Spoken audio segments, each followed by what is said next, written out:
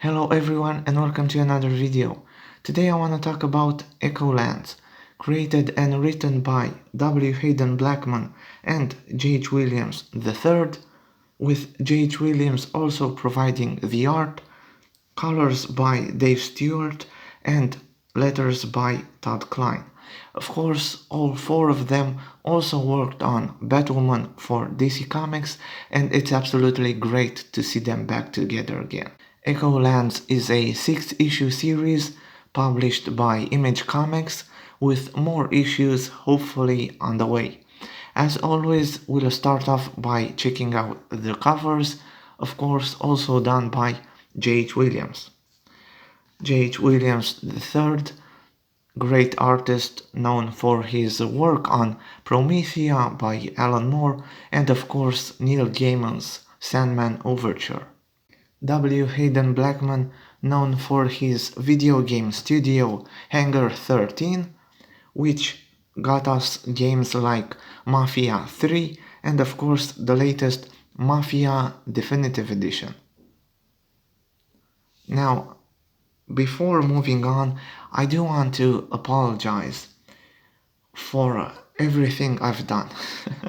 But more specifically, I want to apologize for all the comic book reviews I've done. I've done reviews of Terry Moore's Serial and The Devil's Red Bride by Sebastian Gerner, series like Unsacred and Mercy by Mirka Andolfo, Jeff Lemire's Family Tree and his Sweet Tooth The Return miniseries, and for all of them I want to apologize. Not for anything I've said in those reviews, I still stand by them, and of course I still highly recommend Terry Moore's Serial and Sebastian Gerner's Devil's Red Bride, but I want to apologize for doing those reviews before actually talking about Echolands here. Because as we'll see, and as we see with issue 6 on the cover here, Echolands is in a completely different league, and it's so far above anything we have in comics right now. And it's all thanks to the incredible art by J.H. Williams. Like I said in the title of my video, this is pure beauty. This is the most beautiful comic book series we have right now. It's absolutely gorgeous. And again, J.H. Williams doing an amazing job. Now, I've shown the covers and you can see them right here, but actually the comic books read like this. And it's a nice detail, again something to make it stand out. Okay, so what is Echolands?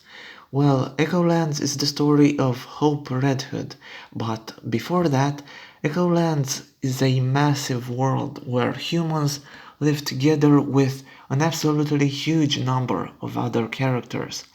We've got werewolves, vampires, we've got robots and elves, each in its own style.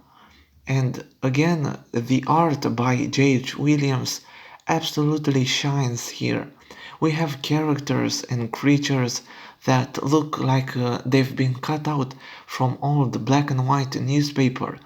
We have characters that look like the box art of old 80s video games. We have robots like the old Transformers action figures, and the art looks like the boxes for those action figures. Absolutely amazing stuff, gorgeous stuff, and the amount of diversity in the art style, just crazy how J.H. Williams managed to pull all this off. But of course, more important than any of those characters, here we have our protagonist, Hope Red Hood. She is a thief living in this massive world ruled by the Order after countless wars, and as any good thief, she steals. Well, lately she stole an artifact from the head of the Order, Terras Demond, and he desperately wants it back. So, of course, he sends his army after her, but luckily, Hope is not alone. She's got a whole group of thieves willing or unwilling to help her out, together with Core, who is her closest friend, almost boyfriend, sleep buddy. They're close anyway. So, Echolands is basically their story traveling the massive world and trying to escape the Order and, of course, Terra's Demon. We also get a lot of action here because Hope, cute as she may be, is also a real danger to herself and everyone around her. She possesses immense magical powers that she can't really control, and we get to see the results of those magical powers when put in action. The series gets absolutely brutal at times, and J.H. Williams really shines with his art here, showing us the results of Hope's power and how devastating it can be to the world, the other characters, and again, everyone around her is at risk. But it just looks so good. It actually looks too good, and honestly, it creates probably my only complaint about the series, in that the art is amazing, but creating such amazing art takes time, and you can't have all the time in the world, unfortunately. So J.H. Williams really rushes the story with his art here. The scenes move really fast, too fast, unfortunately. This is an incredible world, and we really should stay more on certain scenes. But again, we can't. I mean, doing such art, doing these double spreads for every scene, you can't really do this twice, because then it would eat up way too many pages and again way too much time. So the story moves along scene by scene. I mean, one scene we get our characters, let's say, in this room, the next they're on a completely different island, and so on. I don't really have a solution to this problem, because again, it can be helped, but it is a problem, and unfortunately, it's the only lackluster aspect of this comic book series. This is, again, a huge, massive world, but we do need more of it to get ourselves immersed in it. Uh, and unfortunately, we don't have the time and the space. However, we do get small compromises.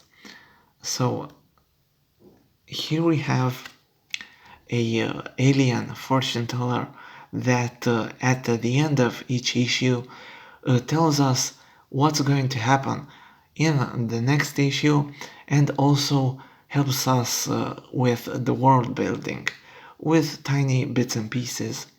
We also, at the end of every issue, get this, which is an in-world interview with Alias 5 from the Echo magazine, an interview with Terras Demond, like I said, the head of the Order ruling this world. And again, this helps greatly with the world building, but unfortunately, it's not as interesting. I mean, it's just a wall of text. I mean, how could it even compare when just a few pages prior we get that amazing art, and now we just have a text for a whole page, and actually more pages as the series goes on. We also get these fun little ads Again, helping with the world building, but the world is just way too big. We've got 6 issues of Echolands so far, and honestly, we'd need 50 issues just to properly cover everything that's been shown. Of course, that's impossible, so I understand the compromises that needed to be made here. Each issue, of course, also has a music playlist showing us all the songs that J.H. Williams listened to while drawing each chapter of the story. A very nice look into the work needed for every issue, and we get to see as the story moves along that each playlist gets bigger and bigger, just showing that J.H. Williams puts more and more time into his art. Again, this is a massive series and something we don't get in comic books, and it's easy to understand why. Okay, and that was it for my review of Echolands. I hope you enjoyed it. If you did, please give the video a like. It really means a lot to me. Maybe subscribe for more videos like this. I'm definitely gonna post more reviews of indie comics, gonna post more videos showing off more comics from my collections, more pickups video. I promise we'll have fun here. If you enjoyed the review, I also hope you'll check out the whole series, but if you do, make sure you'll read it in a physical format. So either get the floppies or wait for the hardcover collection containing the first 6 issues that's due out this June. The landscape format, the double spread, this series needs to be read physically.